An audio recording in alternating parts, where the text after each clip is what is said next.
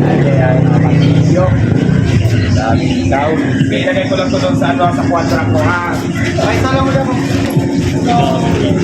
Good morning. Good morning.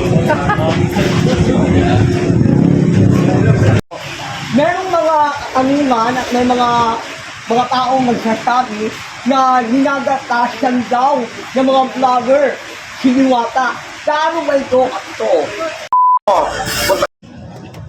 Maraming tao pumupunta dito guys. Yung mga customer.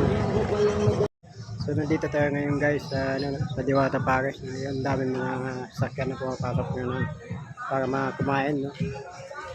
Ayan guys, may nakapila.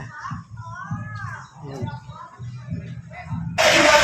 Sa masasabi ko lang po dyan sa pinagkatasan, depende na po yan sa mga vlogger kung sila po yung magbibigay at saka kung saan tatanggapin po talaga yan kasi isa po yung blessing po yan na binigay po yan galing sa ating Panginoon.